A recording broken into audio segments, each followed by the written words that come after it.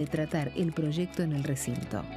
El dictamen puede plantear la aprobación del proyecto o su rechazo.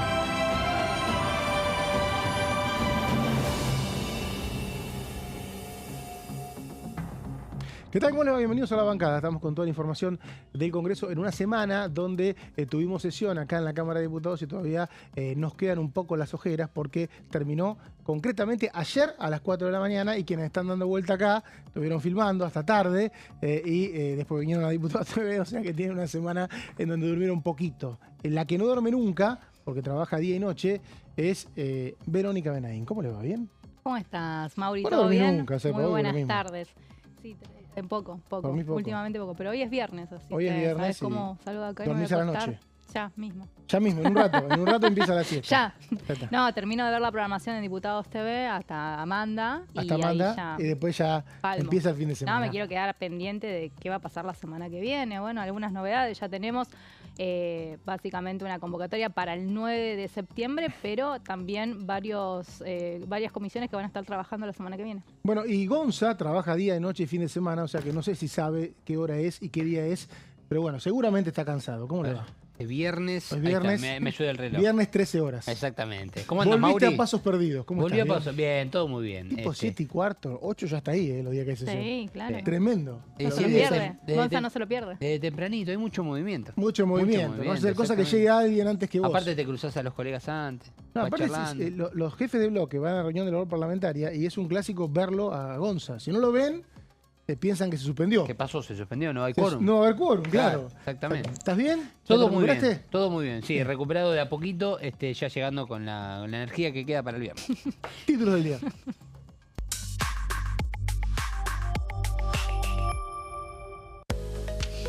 Pedido de sesión, la oposición presentó el requerimiento para el 9 de septiembre por endeudamiento familiar y emergencia en discapacidad.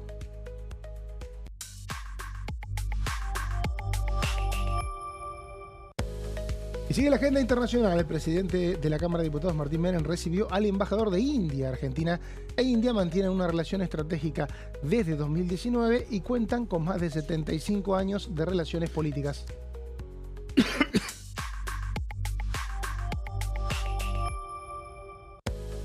Y el Tratado de Patentes, otro de los proyectos que se aprobó en la sesión y volverá al Senado para su ratificación definitiva.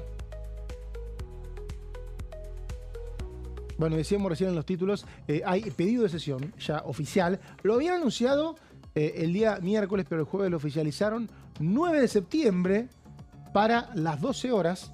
Y ahí va a ser el momento en el que la oposición muestre si sostiene los 133 votos que tuvo el otro día. Alcanza con 129 para abrir la sesión, abrir el debate y de esa manera poder emplazar a las comisiones y seguir con el tratamiento de estos proyectos, ¿no? Una de las estrategias de la oposición para sostener este número de 133 fue incorporar en el temario una gran cantidad de iniciativas 50. vinculadas a moras, a endeudamientos, a lo que tiene que ver con control de las billeteras virtuales y de los bancos. Son 50 en total. Claro, era una gran cantidad Una de sola es sobre proyectos. discapacidad, ¿no?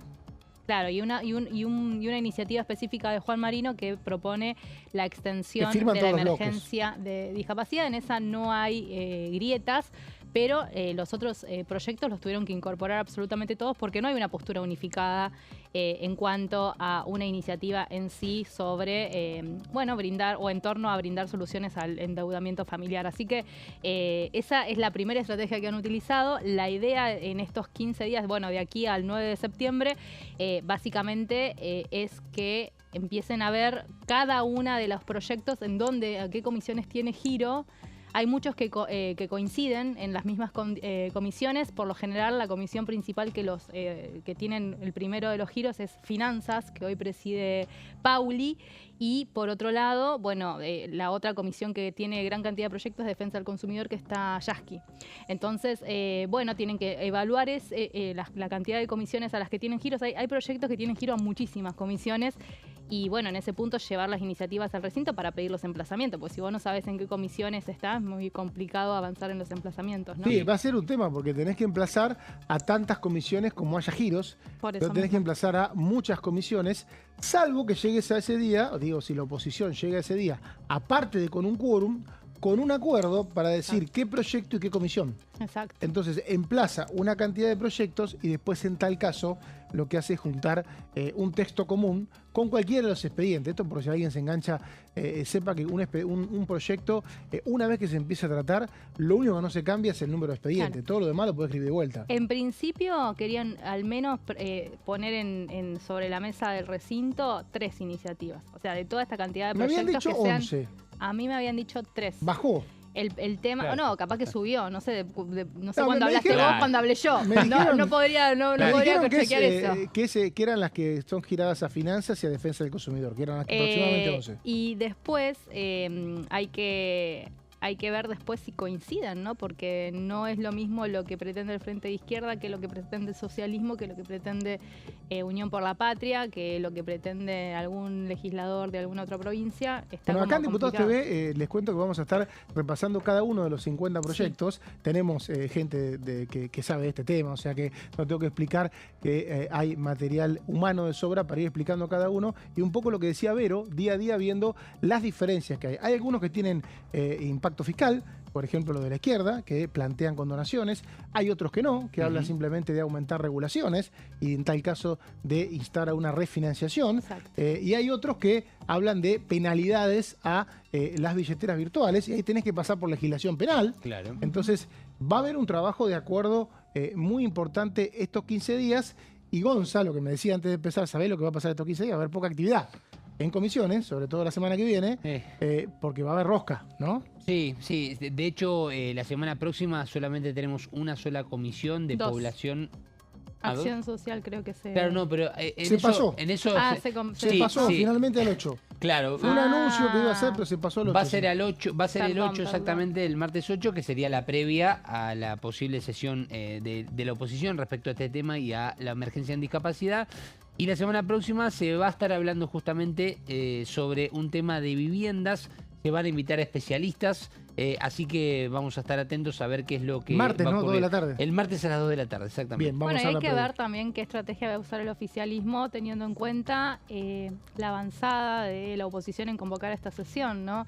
El miércoles circulaba y nos preguntábamos en Pasos Perdidos durante la sesión que se llevó a cabo y que, como bien decías, terminó a las 4 de la mañana de ayer. ¿Qué pasa si el oficialismo convoca primero a las comisiones? ¿Y se tiene que hacer esa comisión? Si tiene sentido llevar adelante una sesión especial como la que propone... A ver, el sentido de la oposición es decir, el oficialismo no trata los proyectos que nosotros proponemos y que ellos consideran que están dentro de la urgencia de la agenda de la sociedad. ¿Qué pasa si el oficialismo abre las comisiones para tratar esos proyectos? Bueno, hay una máxima en el Congreso que es una mayoría, y eso está bien porque es la Casa del Pueblo, una mayoría termina tomando la decisión que quiere, si se coordina, ¿no? O sea, una mayoría termina convocando un plenario de comisiones, el plenario se hace, una mayoría termina dictaminando, una mayoría termina aprobando, o sea que si estos 133, que en realidad con algunas ausencias son un poco más. Son un poco más. Eran 5 ausentes que les juegan a favor. Creo que un poco menos, 2 o 3 me parece. Pero bueno, ese número termina coordinado, hasta pueden darse el gusto de perder alguno que otro. Tarde o temprano, los consensos que logre ese grupo van a estar materializados en leyes, ¿no? Eso es inevitable. El punto es si el debate cambia los consensos. Porque un grupito de ahí estuvo votando con el gobierno durante toda la jornada. Por eso ayer Vero, cuando yo decía una jornada tranquila, me decía, ¿por qué decís tranquila? Si vos, Claro. bueno, es que yo veo las votaciones Claro. y fueron holgadísimas. Entonces, hay un grupo que va y viene. Es que ahí está el problema. Y se lo van a tironear. ¿Es corrompible? Bueno, muy fuerte la palabra. Es tironeable. Es tironeable. De los dos lados. O sea que, bueno, vienen 2 semanas de rosca. Bueno, decíamos, oposición, sesión del 9 de septiembre. Ayer lo vimos, hoy repetimos una conferencia. Uno de los hechos políticos del día miércoles fue esta conferencia que hicieron los bloques opositores sobre la sesión del 9 de septiembre.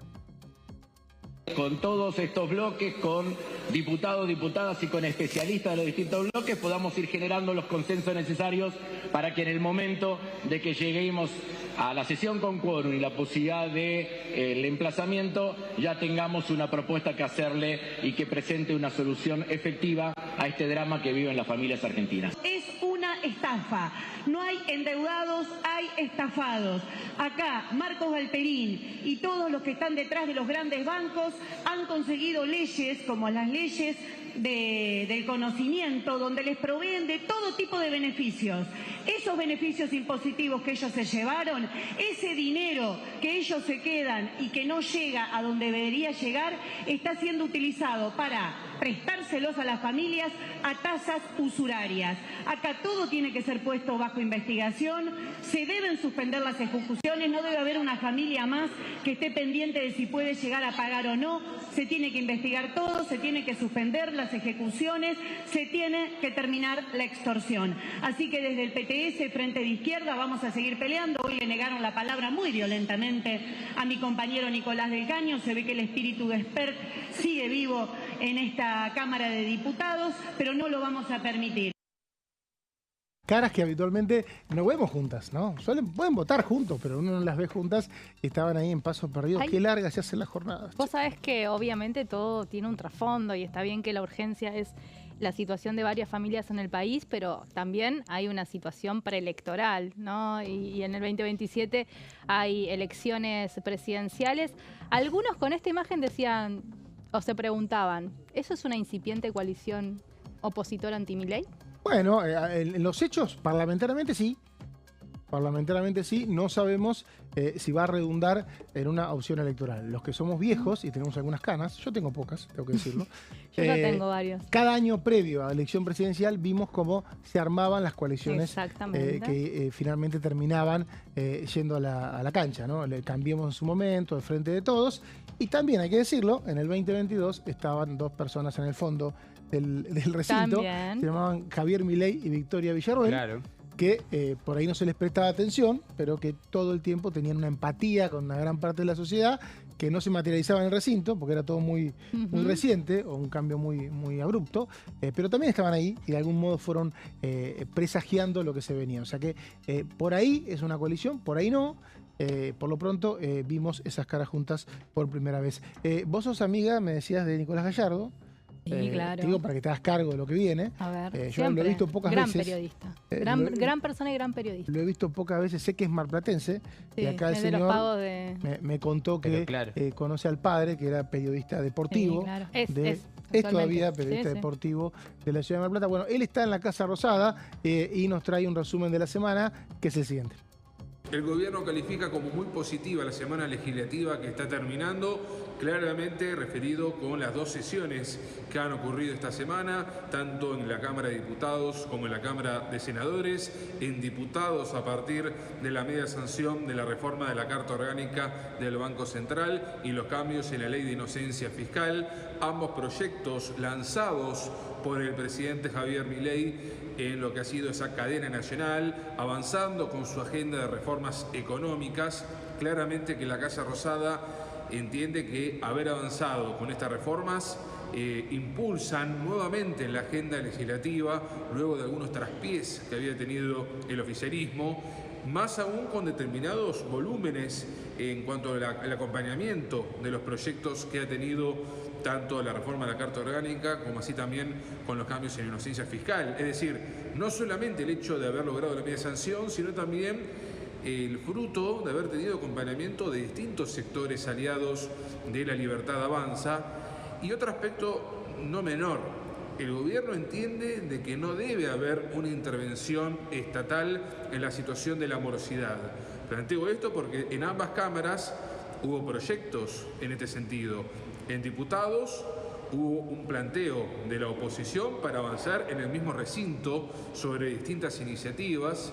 El oficialismo evitó que prosperen. Esto en el gobierno también es interpretado como, entre comillas, un éxito, a partir de lo que entiende el presidente Milei, que es una amenaza avanzar con proyectos que buscan regular situación de acuerdo entre privados. Este es el concepto que repite el presidente, con lo cual para la Casa Rosada es clave sostener el equilibrio fiscal y los valores que el mandatario promulga o promueve en cada una de sus intervenciones. Es por eso entonces que, más allá de haberlo frenado cada uno de estos proyectos en la última sesión, son optimistas acerca de que no va a prosperar, que no van a tener los números suficientes en la sesión que convocó la oposición para los próximos días, para el comienzo de septiembre, creyendo de que tienen el número para avanzar en una sesión especial para tratar los temas sobre morosidad.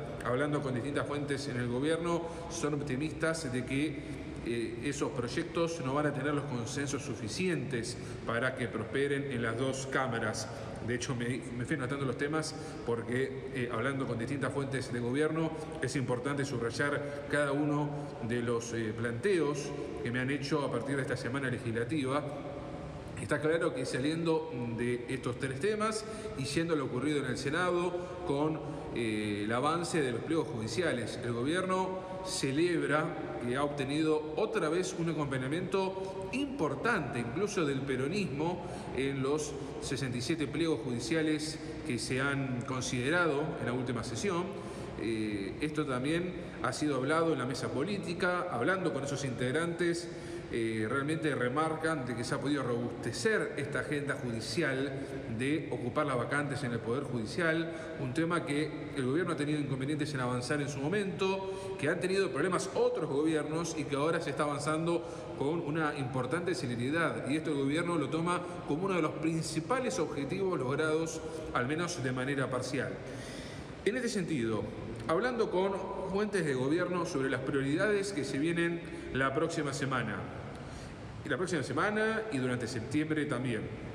El gobierno, por supuesto que tiene como principal prioridad en la próxima sesión de la Cámara de Senadores son las dos medias sanciones que se han obtenido esta semana en diputados. Está claro que lo que ocurrió en diputados tiene que convalidarse en el Senado y es por eso que hay cierto entendimiento o cierta unidad de criterio en el gobierno de que ambos proyectos se van a aprobar en el Senado, la reforma de la Carta Orgánica del Banco Central y lo respectivo con inocencia fiscal.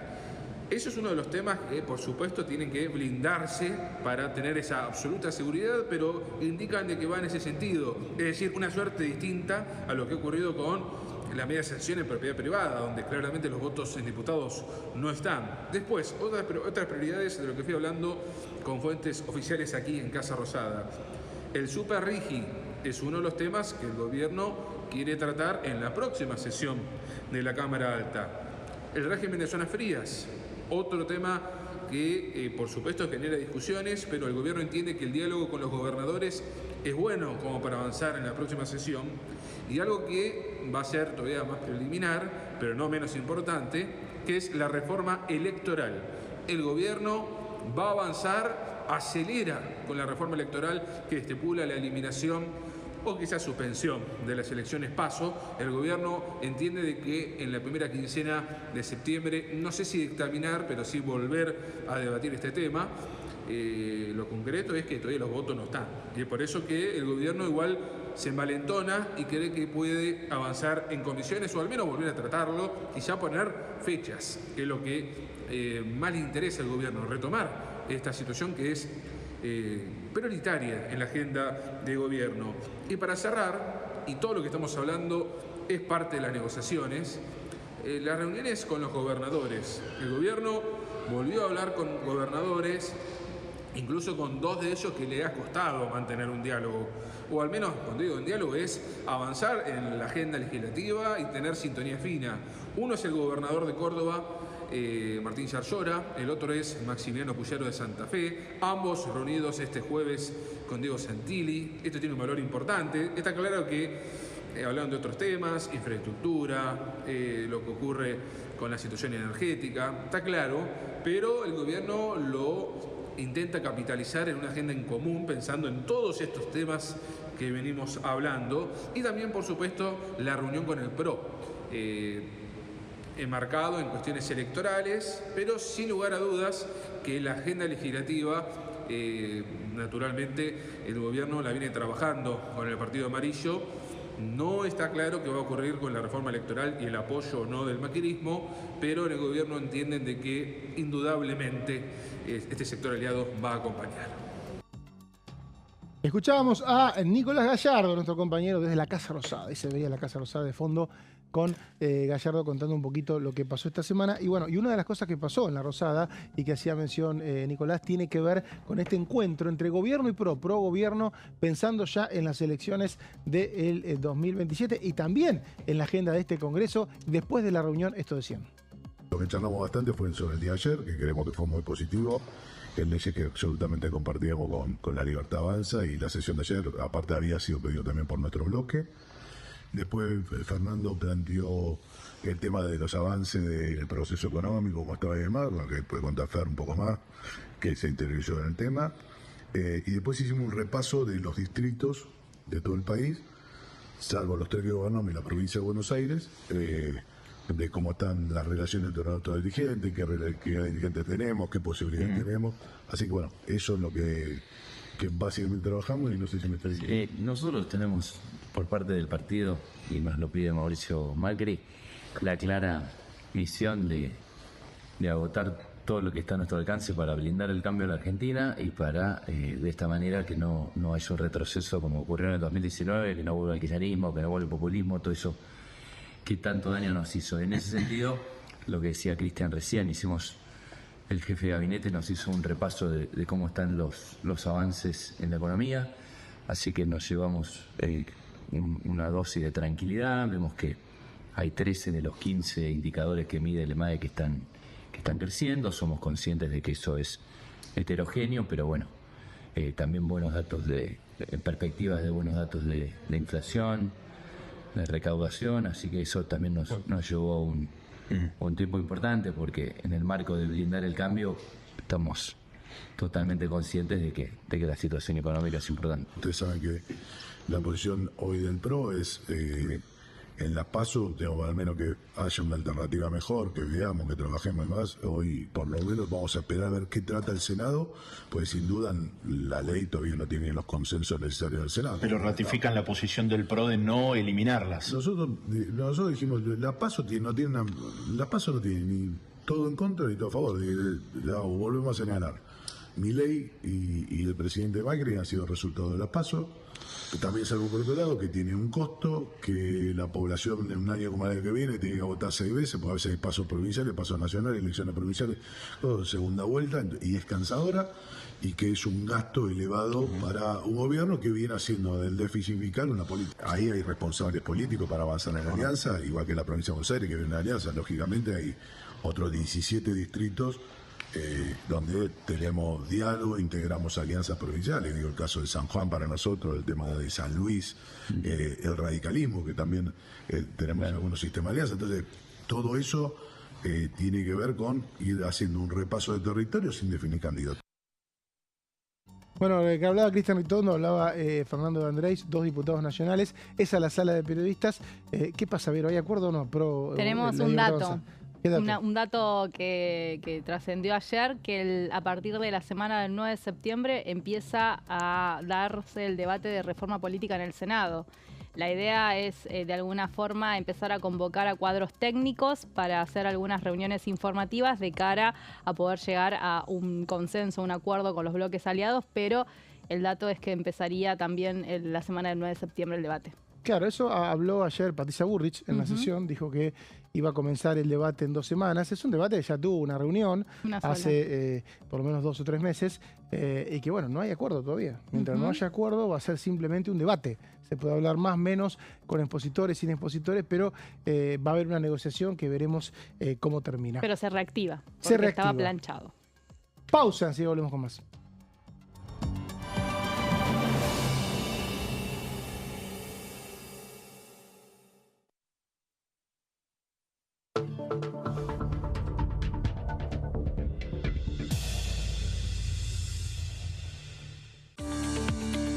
Leyes en un minuto. Régimen de incentivo para medianas inversiones. El Gobierno Nacional reglamentó el RIMI, un nuevo régimen diseñado para las pymes. El objetivo es apostar por la innovación, el crecimiento y la creación de empleo. Enmarcado en la Ley de Modernización Laboral, el RIMI fortalece la producción local y dinamiza las economías regionales. El nuevo sistema ofrece previsibilidad y beneficios fiscales clave para fomentar inversiones tales como devolución acelerada de IVA, estabilidad normativa, reducción en la alícuota de ganancias y exenciones para importar bienes de capital. Fomenta inversiones en sectores estratégicos. Esto significa generar condiciones favorables para cualquier pyme que desee adherirse a este sistema. El régimen se adapta al tamaño de cada empresa con escalas que comienzan en los $150.000 de inversión. Con este marco, Argentina da otro paso esencial para impulsar la inversión productiva a nivel federal.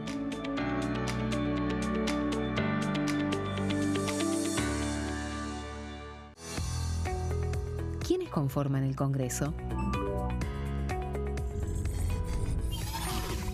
El Congreso de la Nación está conformado por la Cámara de Diputados y la Cámara de Senadores. La Cámara de Diputados representa al pueblo de la nación argentina. Esto significa que las provincias más grandes y con mayor cantidad de habitantes tienen muchos más diputados que las provincias más pequeñas. La manera de establecer las cantidades es proporcional. Por ejemplo, la provincia de Buenos Aires cuenta con 70 diputados nacionales y la provincia de Tierra del Fuego con 5. La Cámara de Senadores representa a las provincias. Cada provincia envía 3 senadores al Congreso Nacional. El total de senadores es 72, dado que las provincias argentinas son 24. Este es el número fijo, estipulado por la Constitución Nacional. Cada 2 años, el Congreso Nacional renueva la mitad de sus diputados y 1/3 de sus senadores nacionales. El mandato de los senadores es de 6 años, mientras que el de los diputados es más breve, dura solamente 4 años. La Cámara de Diputados tiene 257 miembros. En el recinto, los diputados se agrupan en bloques y en interbloques que expresan partidos políticos o afinidad ideológica. Existen también los monobloques, integrados por un solo diputado. El bloque oficialista se dispone a la derecha del presidente de la Cámara, el bloque opositor mayoritario a la izquierda, y en el centro, los bloques con menos cantidad de integrantes. Son requisitos para ser diputado: tener al menos 25 años, 4 años de ciudadanía argentina, haber nacido en la provincia por la que se postula o haber residido en ella los 2 años precedentes.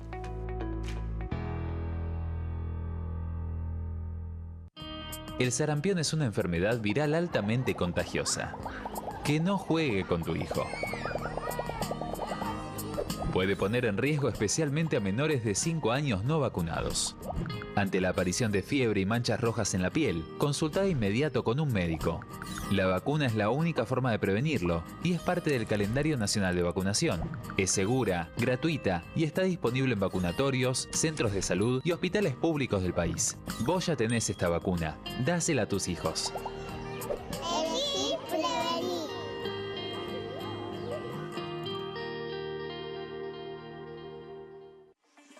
Leyes en un minuto. Acuerdo Mercosur, Unión Europea. Este acuerdo surge luego de 25 años de negociaciones entre ambos bloques y fue ratificado en diputados con 203 votos a favor, 42 en contra y 4 abstenciones. Gracias a esta ley, se crea una de las zonas de libre comercio más grandes del mundo, alcanzando a casi 800 millones de consumidores. En un contexto de fragmentación económica, funciona como una alianza estratégica de cara al futuro. Los puntos más importantes del acuerdo son la eliminación de impuestos y aranceles de importación, lo que facilita el comercio bilateral y la cooperación técnica entre ambos bloques. El acuerdo no se limita a bienes físicos, sino que también incluye regulaciones sobre servicios, propiedad intelectual y desarrollo mutuo. Además, establece un mayor acceso al mercado europeo para productos como carnes, vinos y agroindustria. Adicionalmente, contempla el ingreso de maquinaria y vehículos de origen europeo. Tras ser aprobado por el Congreso, Argentina y Uruguay se convirtieron en los primeros países del Mercosur en ratificar el acuerdo. Este acuerdo consolida una alianza comercial estratégica entre ambos bloques.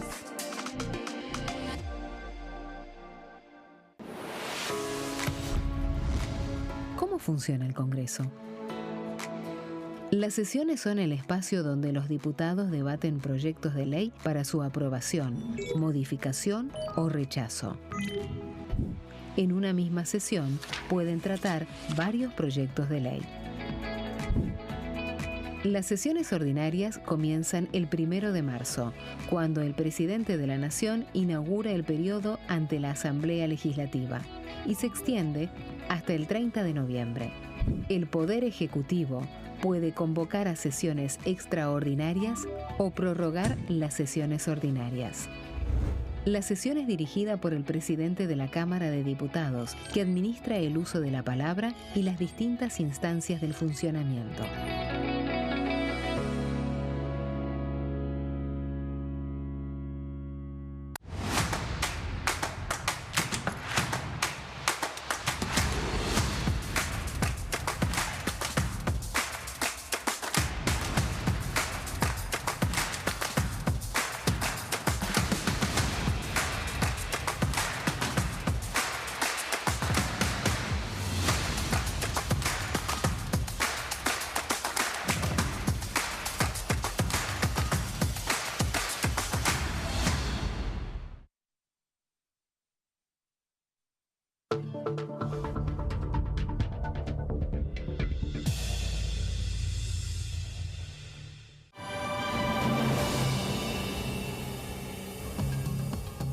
Seguimos en la bancada con toda la información de la Cámara de Diputados, sesión, recordemos, pedida para el 9 de septiembre por la oposición. Seguramente se convoca, recordemos, 2 semanas antes. Esto es habitual, ¿no? Habitual de los trámites administrativos. Habitualmente más de 10 diputados pueden pedir una sesión y el presidente de la Cámara es el que la convoca, pero tiene tiempo para hacerlo 2 semanas antes, 2 días antes.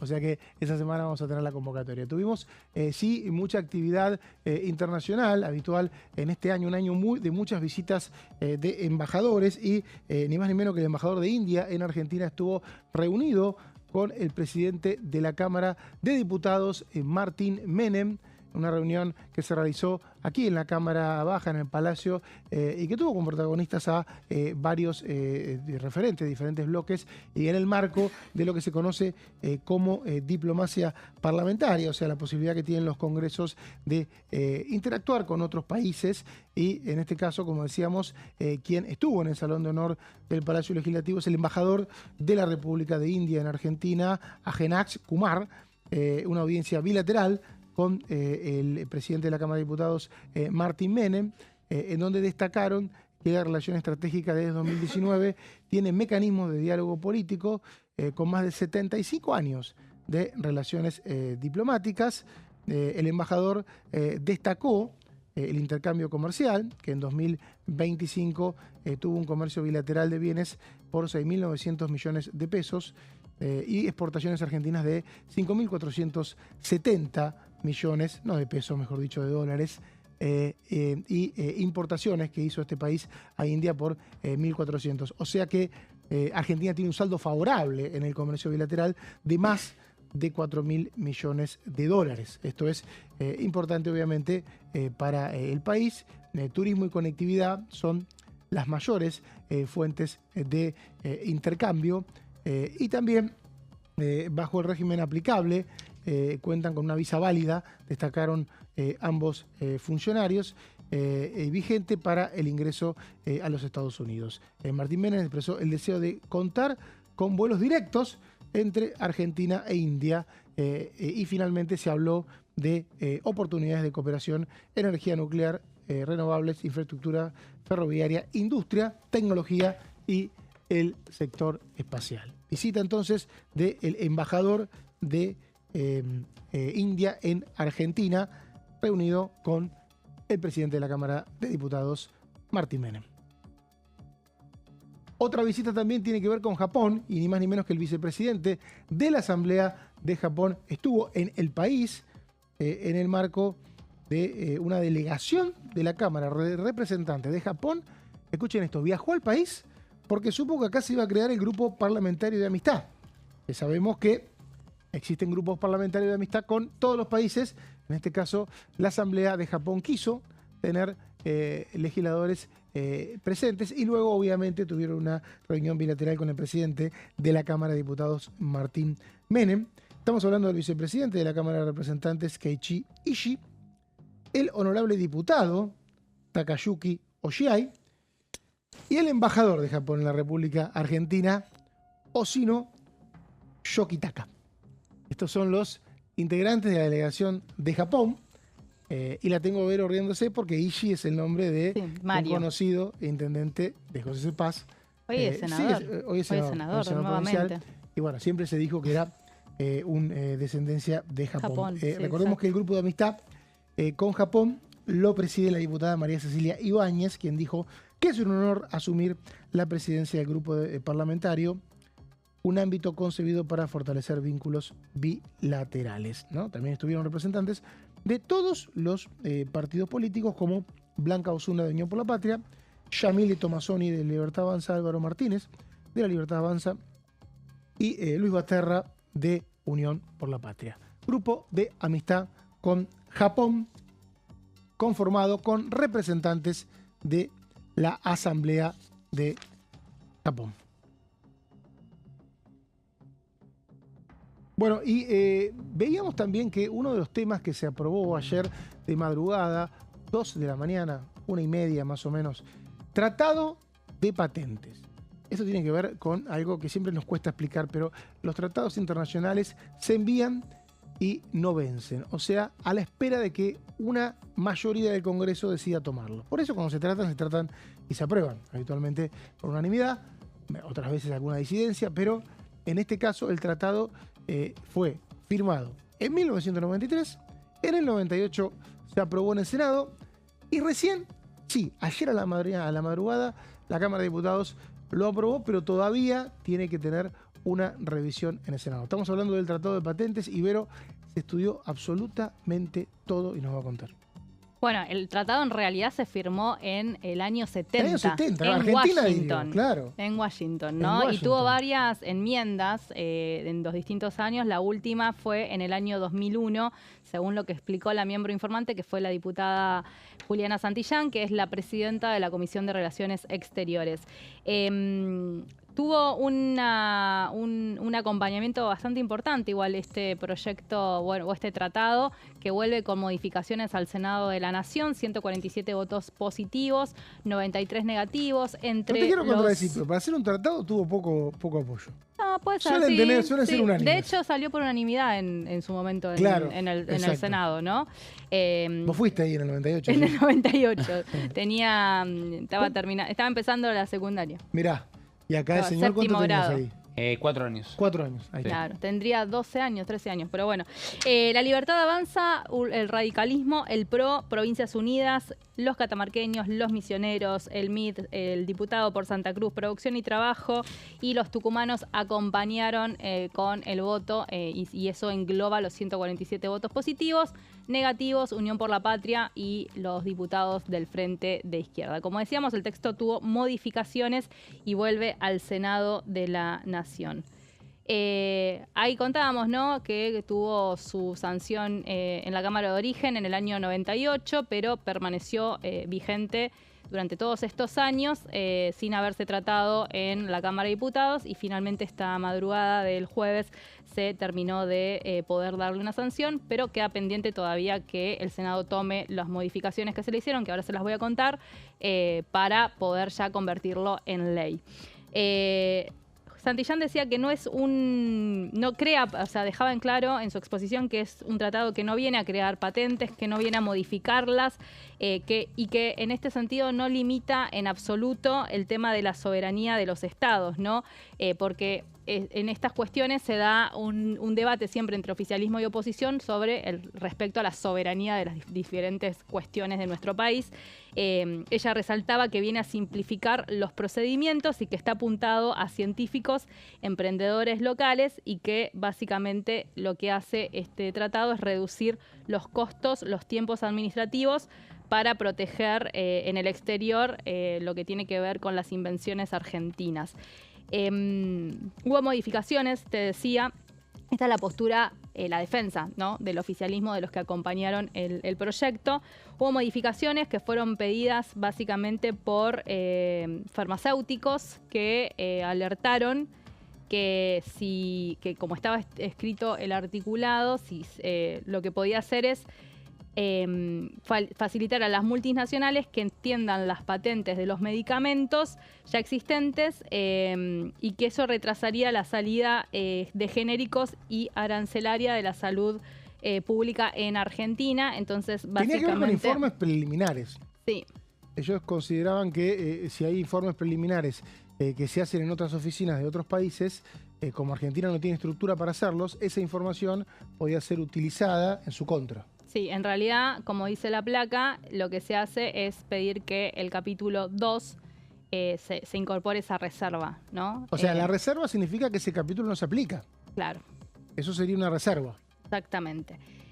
Después, bueno, y justamente lo que sostenían los farmacéuticos, que con esta reserva aprobada, la evaluación técnica y la decisión final sobre qué se patenta en Argentina continuará bajo el estricto control de las autoridades argentinas, porque tenían, digamos, la desconfianza era que quede bajo la órbita de Estados Unidos. Claro, o sea, también, ¿no? Como perder, y por eso se hablaba de la pérdida de soberanía. No sería técnicamente que quede bajo la órbita, porque como vos bien decías al principio, lo que decía Santillán, claro, las patentes, sigue patentando cada país, pero ante la falta de información, podía llegar a ser una especie de maniobra de otros países para no poder patentar elementos propios. Esto es una interpretación que hicieron los farmacéuticos, que fue tomada por el gobierno y así por los aliados, ¿no? Exactamente, y por eso tuvo esa modificación, que fue recordemos que incluso... ¿no? Recinto. Sí, por eso te digo, recordemos que incluso todo este debate lo llevó adelante también Cancillería, consultando con Estados Unidos. Y acá viene en la última placa por qué se impulsa este debate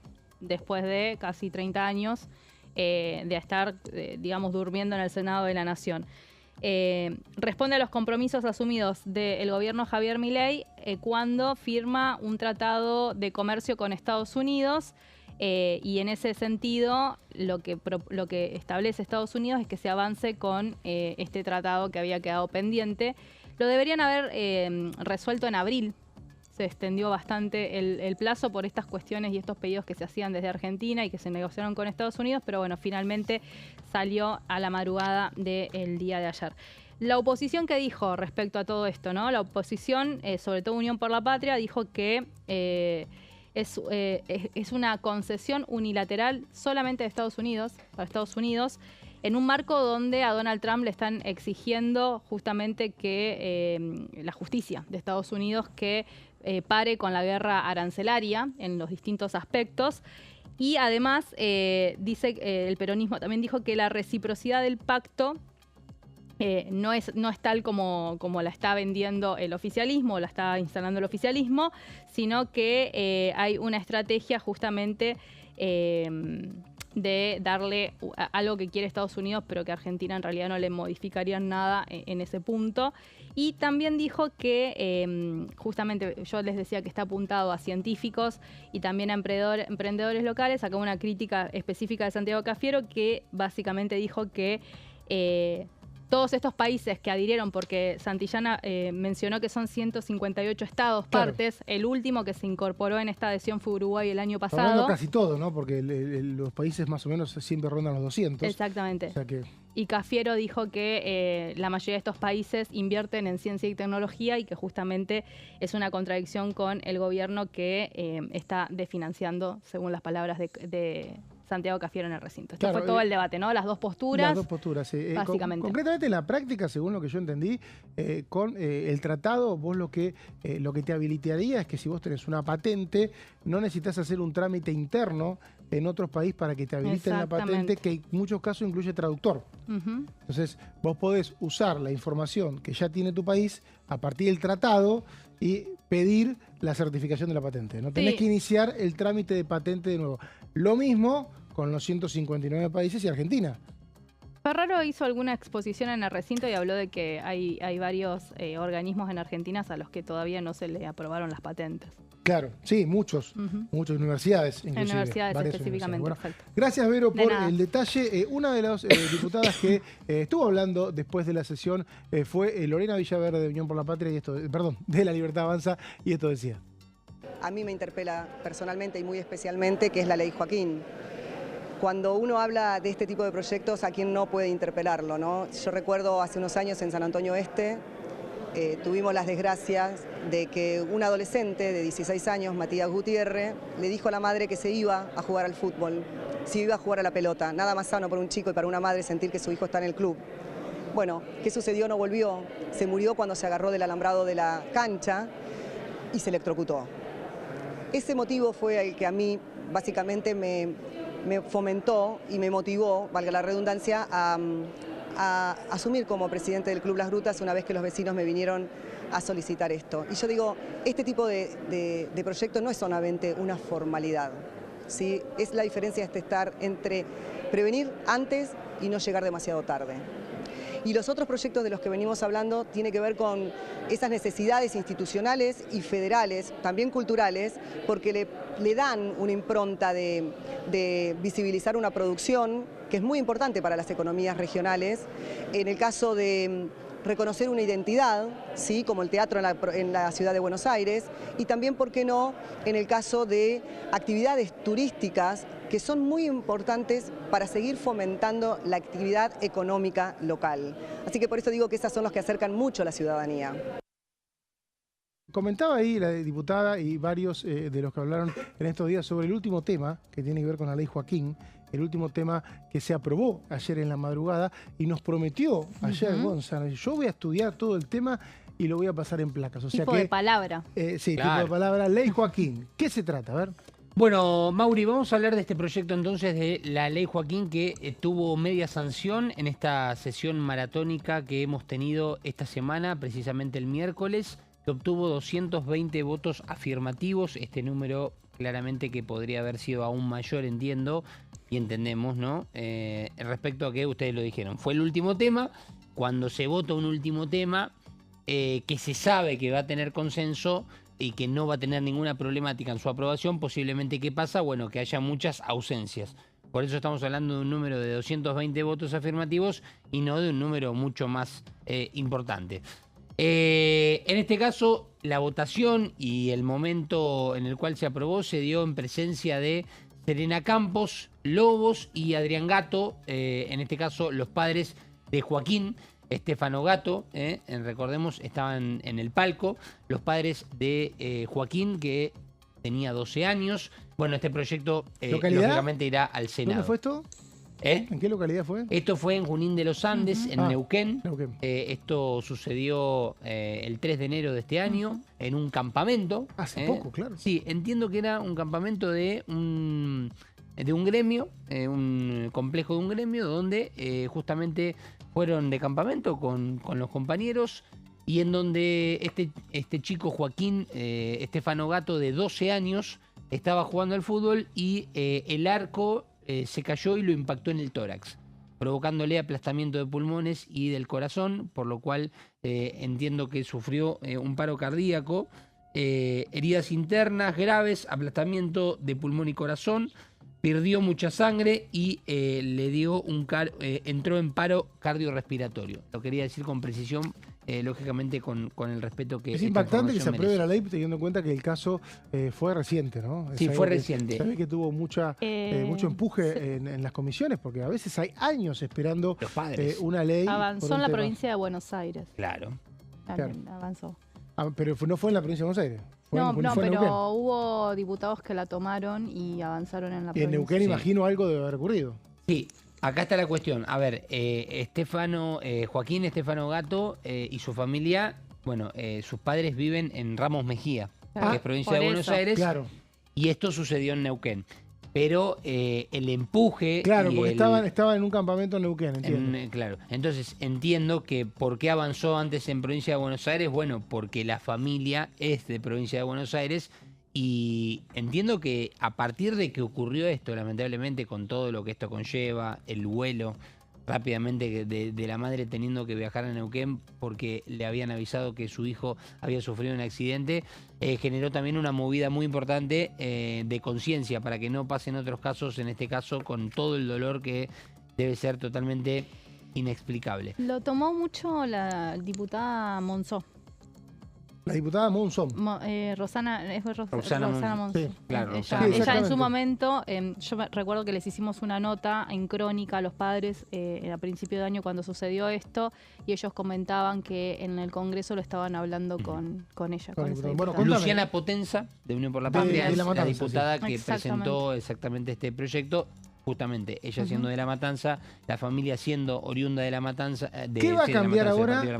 ¿Qué va a cambiar ahora, de ahora en más, con este proyecto en caso de convertirse en ley? Bueno, vamos a los aspectos importantes. Medidas obligatorias de seguridad para prevenir accidentes en espacios deportivos y recreativos. Lo de recreativos es muy importante y ahora vamos a ver por qué. Arcos de fútbol, de hockey, de handball, de rugby, aros de básquet y postes de vóley, pero también juegos de plaza.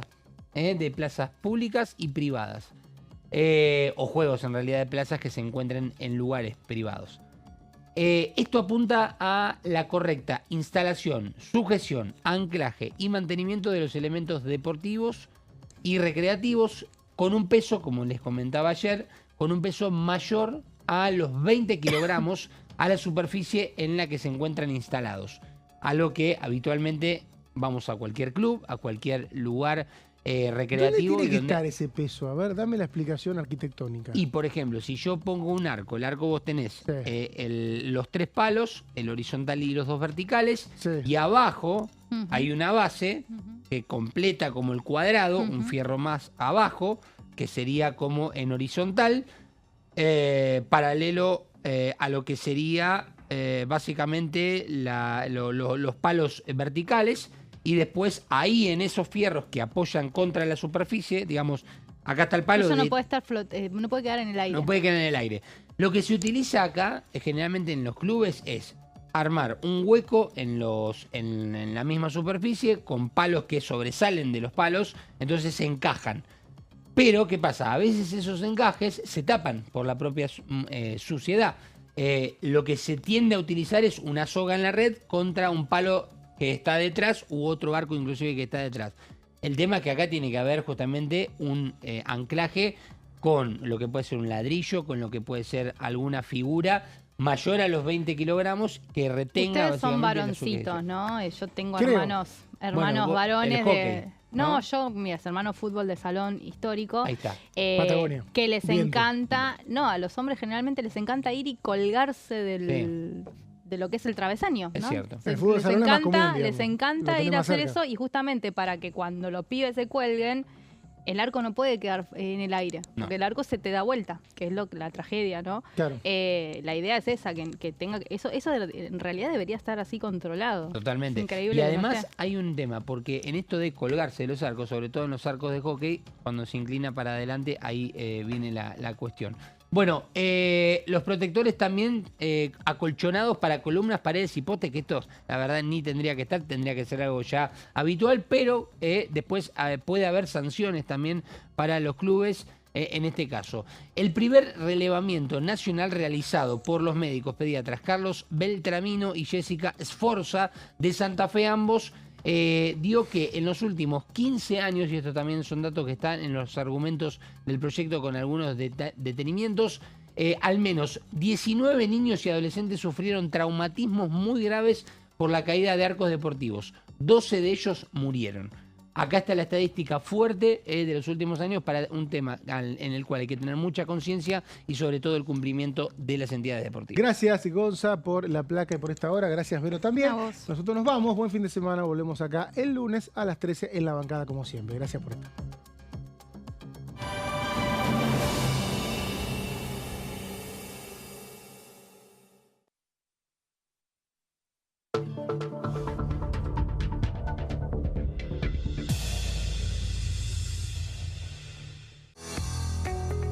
¿Quiénes conforman el Congreso?